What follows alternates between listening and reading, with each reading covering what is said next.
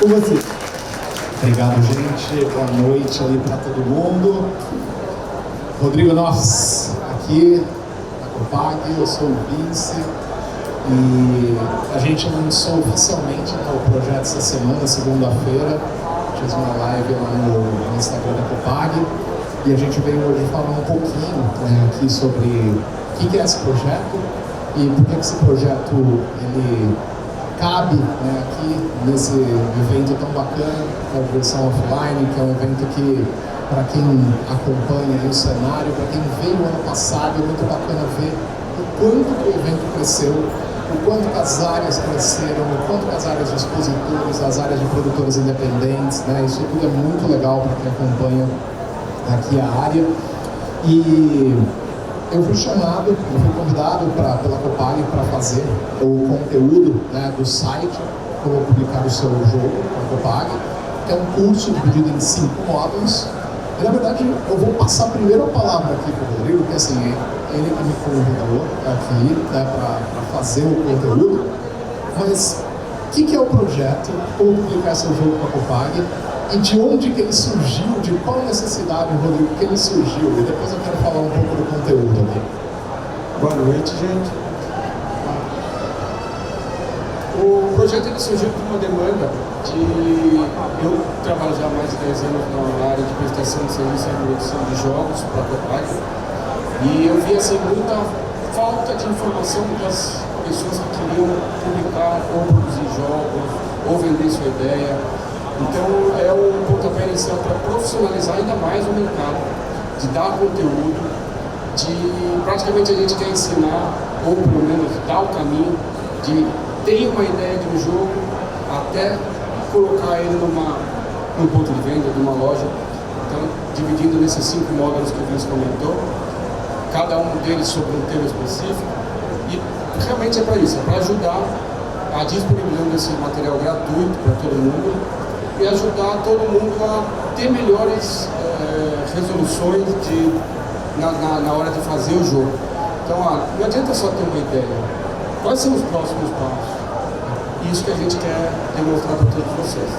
Uma das coisas, gente, quando o pessoal da Copag me chamou aqui para participar, para fazer o conteúdo, eu trabalho com desenvolvimento de jogos, já tenho aí quase 20 anos, e tem uma das coisas que foi um aprendizado para mim. Eu sou professor lá da PUC, no curso de jogos digitais, já desenvolvi independente, já desenvolvi com a Copag, já desenvolvi com a Grow, já desenvolvi para mobile, para PC, enfim, transitando aí entre a área analógica do digital.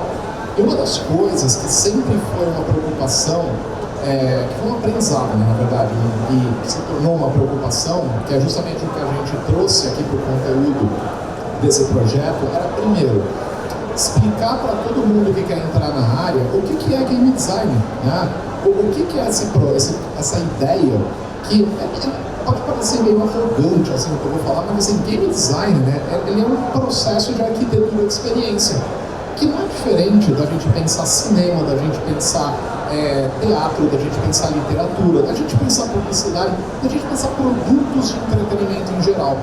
É você olhar para um público, olhar para uma persona do mercado, você falar, cara, que experiência que eu gostaria de projetar para essa pessoa? Que pode ser uma experiência de competitividade, para dar risada, para você ter medo, se for um jogo de terror, se para gerar uma expectativa ali de uma rolada de dados, pode ser tudo isso. E a partir disso, o que eu vou fazer? Vão ser cartas, tabuleiro, vai ser uma mistura de carta com tabuleiro, vai ser digital. Então a gente tentou no projeto começar explicando essas questões do que é um jogo, do que é game design, para a gente passar por uma parte de como é que a gente faz um protótipo de um jogo, que isso é super importante também, antes da gente pensar em produções mirabolantes, mas pensar num protótipo, fazer de uma maneira intuitiva para que outras pessoas possam testar, e aí a gente passar por uma fase de fazer o beta teste. Só rapidinho. E a parte do protótipo é muito importante, porque daí a pessoa já vai começar a entender as dificuldades da especificação de um produto. Quero fazer um jogo com miniaturas. Você não quer viável? Qual a dificuldade de se fazer uma miniatura? Onde você pretende conseguir essas miniaturas, E aí que a gente vem no curso aqui, que é o quarto e o quinto módulo, né, do curso aqui do Como Publicação Jogo Copypague, que é justamente a questão de você planejar uma produção e você pensar o seguinte, né? O que eu vou fazer? Ô, Cacá, tudo bom? Como é que você tá, garoto? Beleza? Esse também é velho de guerra aqui do tabuleiro. É a gente pensar ali, cara, você quer fazer o teu jogo por quê? Né? Você quer fazer por um portfólio, você quer fazer por um hobby, você quer fazer por um sonho, ou você quer fazer porque você quer buscar um financiamento coletivo, né? Então também assim, a gente tem que abordar ali no material do curso os caminhos, né, para a gente chegar, né, nisso daí tudo, e você também conseguir dar um norte, né, no seu projeto. E aí, né, vem toda a expertise ali da Copag, de trazer essa questão de cara, quanto custa para fazer, né? Se eu quero fazer um jogo de cartas que precisa de uma caixa, é uma coisa, você precisa de um tabuleiro, papel cartonado, né? Aí tem todos esses detalhes ali, né? Foram aí alguns meses, né, de desenvolvimento, né, para a gente poder fazer um material acima de tudo conciso, né? Sem assim, sem se perder uns delírios acadêmicos ali e tal, mas trazendo referências, né, literárias legais para quem quiser, né, aumentar aí o repertório sobre os jogos, né? Então acho que isso daqui acho que é uma necessidade, né, Rodrigo? A gente conversou muito, né, aqui, o Alan que está ali também, a gente o Alan chegou, cara, aqui, aqui, Lucas Missa também, a gente discutiu muito, né, essa procura que a gente tem hoje também no mercado. E às vezes pessoas que não têm tempo, cara, para pegar o autor, fazer uma faculdade de jogos digitais e tal, mas cara, como é que seria a gente oferecer, né, um material rápido, objetivo e prático para que as pessoas conseguissem travar esse primeiro contato, desde a criação da ideia, passando pela prototipagem, até chegar no financiamento e ali na publicação, né? Então essa foi a grande preocupação, né? A gente sentiu que tem, apesar de a gente ter um conteúdo gigantesco hoje, né, em YouTube, Twitch, cara, em outras coisas, a gente falou, poxa, como juntar isso fácil num lugar só, né, ali, assim, endossado pela marca Copag, para a gente falar, pô, que legal, cara, eu vou lá toda semana ter um módulo novo, eu vou, leio, acompanho, treino, né, e a gente começa discussões novas também, né, a partir disso daí. Acho que o mais importante é isso também. O conteúdo, ele tem os 5 módulos que já estão prontos, mas ele é um conteúdo dinâmico. Sempre tiver uma nova demanda, então, por que você não fala mais sobre determinado assunto que não foi abordado? Nós podemos sempre fazer publicações, vídeos, entrevistas, bate-papo, lives que nós fizemos na segunda-feira na divulgação. Então é uma coisa que assim, não é estática. Sempre vai ter de acordo com a demanda que vem de vocês. Uma pergunta, né? E assim, o Rodrigo, o Lucas, o Alan aqui, a gente, uma discussão que a gente teve, que foi assim, que percorreu todo esse projeto, é uma pergunta que existe mercado no Brasil para publicação de jogos independentes, né? A gente conversou muito, né, sobre isso e acho que a resposta é sim. A resposta é sim. A grande questão, né, que talvez hoje a gente escuta muitas histórias e essas histórias, elas são histórias que às vezes elas chegam, né, são boas ideias que elas acabaram não tendo ali aquele plano de negócios, né, Rodrigo? Uma ideia que às vezes fala, poxa vida, eu peguei ali, eu investi num produto, eu investi num protótipo, eu investi ali numa ideia, cara, que não deu certo. Poxa, e aí? Isso quer dizer que o mercado não tem potencial? Gente, assim, para a gente pensar, né, acho que o simples fato da gente ter um evento como esse, do tamanho que é, e puxando ali num nicho específico, acho que está muito claro para todo mundo que está aqui o potencial, né, que essa área ela envolve. A gente, quando começa a andar aqui pelos stands, você começa a ver ali franquias como Marvel, franquias como Harry Potter, franquias como Duna. Cara, o que tem de licenciamento aqui nessa feira é uma grana absurda, né? O investimento que a gente tem ali de licenciamento é gigantesco. Por outro lado, nenhum mercado, seja ele editorial, seja ele de jogos, de videogame, de tabuleiro, ele não vive só de licenciamento. A gente também tem os produtos autorais, e esses produtos autorais, eles são produtos, né, que eles vão surgindo. A gente está aqui com o Rainer Knizia hoje. O cara, assim, ele 700 jogos lançados, tem muitos produtos, muitos jogos que ele lançou, que são jogos licenciados. Agora, a maior parte dos jogos ali são ideias originais dele. Né? Então, eu acho que tem uma perspectiva hoje, né, para a gente poder olhar, tem sim, né, um potencial para a gente pensar esses jogos independentes, que pode ser RPG, pode ser carta, pode ser tabuleiro, um híbrido dessas coisas aí, mas com certeza eu acho que a gente está num momento muito legal de mercado, acho que as pessoas mostrarem ideia. E realmente tem que ter ideias, um plano de negócios, estrutura, pensar, testar. É o que eu brinco com muita gente, não é? Testei com a minha família, meu jogo tá pronto. Não é só isso. Tem muito mais envolvido. Tem que participar de eventos como aqui, ir lá, conversa lá com o pessoal da área de protótipo que tem o jogo já pré-selecionado, quais são as dificuldades deles, o que eles podem ensinar, bate um papo, apresenta ideia para eles, fala, gente, vocês que estão passando pelo processo que eu estou iniciando, onde eu posso melhorar? Saibam ouvir as críticas vindo de jogadores experientes, de game design experientes. É tudo um aprendizado. Tem que ter uma boa estrutura.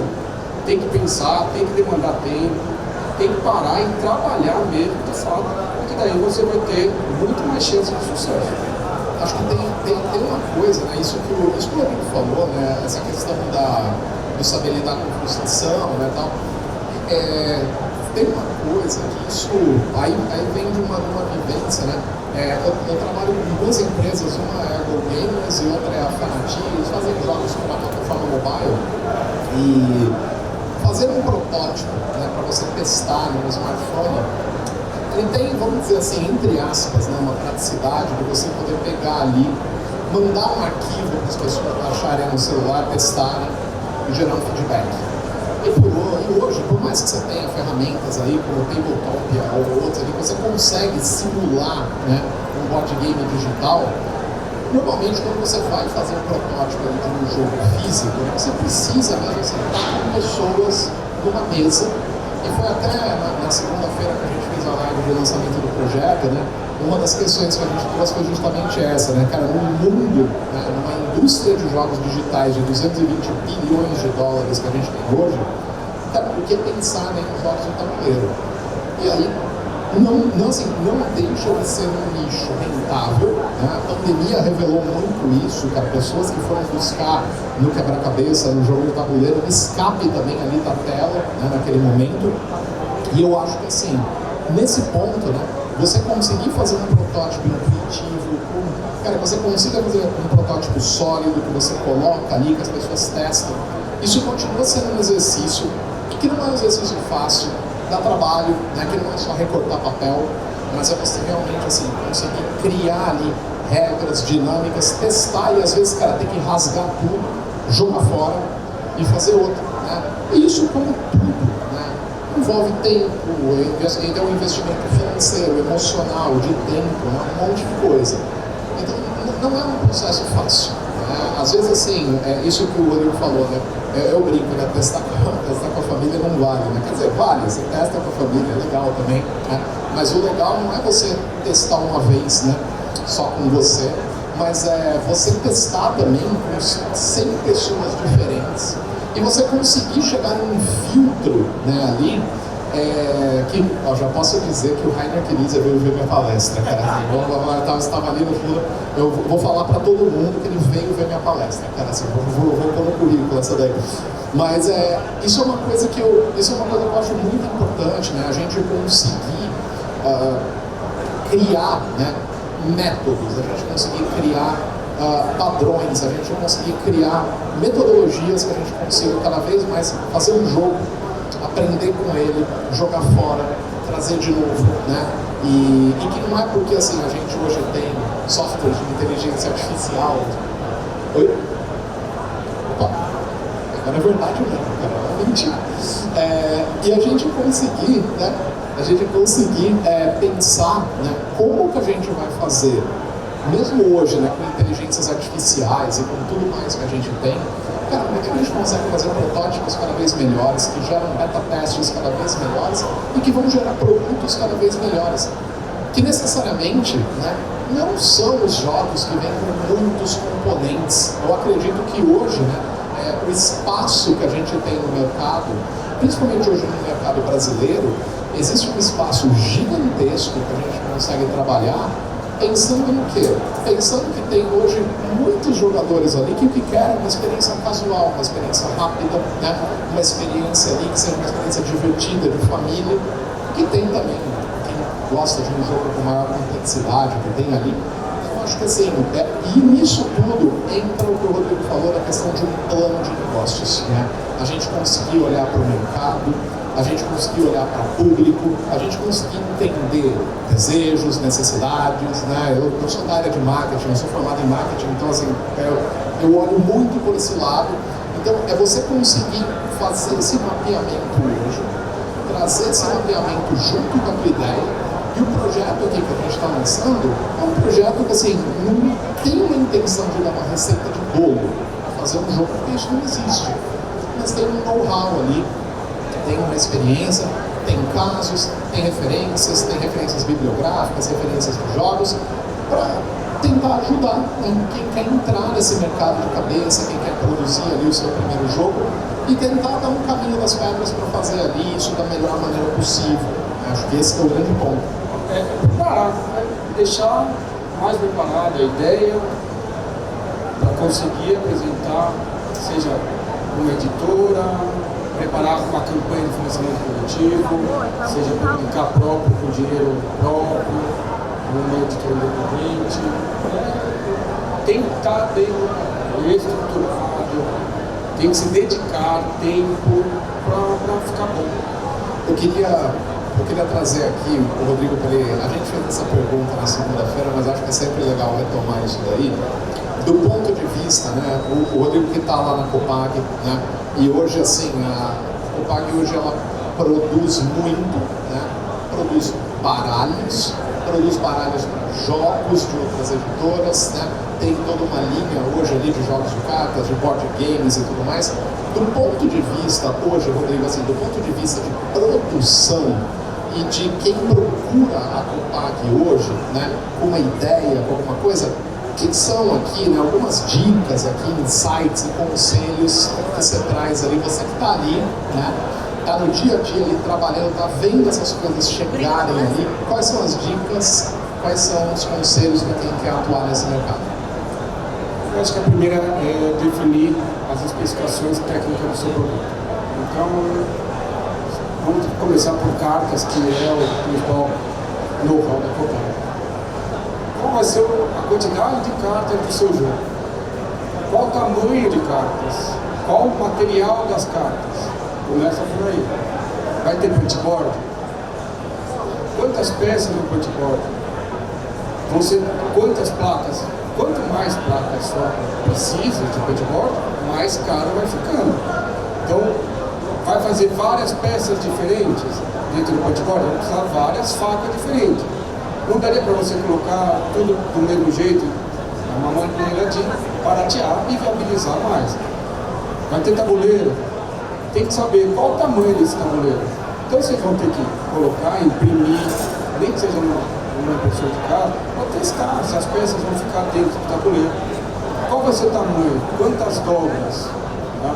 Depois, manual de regras, uma coisa importantíssima. Muita gente chega para mim, cabe numa A4. Mas o cara nem testou. Vou colocar o QR Code na embalagem, né? Cara, assim, um clássico, né? Mas é uma possibilidade. Mas assim, você tem que estruturar. Seu manual, qual o tamanho dele aberto, fechado, quantas páginas. Depois você vai chegar, vai ter algum berço para acomodar isso. Depois você chega no tamanho da caixa que você vai precisar para acomodar. Se vier, como por exemplo, com a Copag, é muita. Assim, pode ter um ganho da gente poder falar, olha, isso nós já temos desenvolvido. Esses são os principais tamanhos de carta. Os aproveitamentos que você vai ter melhor, para ter melhor custo para o jogo. Depois tem alguns modelos já de caixa que a gente já tem. Tem caixa cartonada simples, tem caixa empastada, rígida, que são dos jogos internacionais. Então tem que ter toda essa definição. Ah, vai ter peça plástica, não vai? Vai ter dado? Ah, vai ter dado. Quantos dados? Qual o tamanho dos dados? Ele é de pontos tradicionais, ele é personalizado. Tem que chegar essas informações bem definidas. Senão, não tem nem como a gente fazer uma cotação, trabalhar. Isso, assim, você não tendo isso, demonstra que o teu jogo ainda não está pronto. E você ainda não tem essas informações. Então, nesse sentido, assim, a Copag pode ajudar na fabricação, principalmente dos jogos. E eu para finalizar aqui o nosso papo, né, também o meu conselho aqui, a minha dica, o meu insight, o que eu hoje, assim, que é uma coisa que se tornou uma obsessão na minha vida nos últimos 10 anos, eu comecei a estudar muito, né, sobre UX, sobre User Experience. É a questão de como é que acontece a experiência, né, dentro do jogo. Tem um cara que eu gosto muito, que é o Jesse Shell. Ele tem um livro muito interessante, que chama Arte de Game Design. E ele fala um negócio, cara, desse livro, pra mim, quando eu li, cara, foi muito revelador. Ele fala, cara, o jogo é morto, a experiência é viva, né? Ele fala muito isso, ele fala, cara, um jogo de tabuleiro é um monte de papelão e plástico, né? Cara, um monte de papel, papelão e plástico. Só que a hora que você começa a jogar, você vai colocando uma emoção naquilo, e tem a rolada de dados, e tem movimentar peça, e tem você baixar o combo de cartas, tem a coisa de você humilhar o amiguinho, de você brigar com o amiguinho, de você... Que isso, né? Aquele monte de papelão, de plástico, de coisa ali, cara, aquilo lá tem um significado quando você está jogando. Então, eu acho que é muito legal a gente também, quando está fazendo protótipo, quando está testando o jogo, a gente conseguir tentar enxergar duas coisas. O que faz dessa experiência uma experiência legal e o que faz daquele jogo um jogo divertido. A gente conseguir tentar chegar nessas respostas e que não tem uma fórmula para isso, é você testar, é você fazer protótipo, é você pegar, você conseguir ali testar com pessoas diferentes, você conseguir fazer ali, né, um monte de coisas interessantes, né? E, poxa vida, eu tô parando para pensar aqui, agora só finalizando, uma coisa muito louca, cara, né? Nesse auditório aqui está o Fábio Toller, um grande amigo aqui, que é um cara que na verdade me apresentou vários jogos assim, que foram referências para mim. Do outro lado ali está o Leonardo e o Rogério, que são da minha cidade, de Catanduva, que foram os caras que me colocaram dentro do RPG aqui. O pessoal da Copag foi o primeiro jogo analógico que eu publiquei em 2008, um jogo da Disney, por mais pequenininho, é uma referência aqui. Cara, tá todo mundo nesse auditório aqui, cara, que coisa louca, cara. Esse é o momento que eu quero registrar para passar no filme da minha vida, cara, quando eu estiver indo embora desse mundo. Cara, obrigado, gente. Obrigado. Obrigado. Muito obrigado. Obrigado, gente.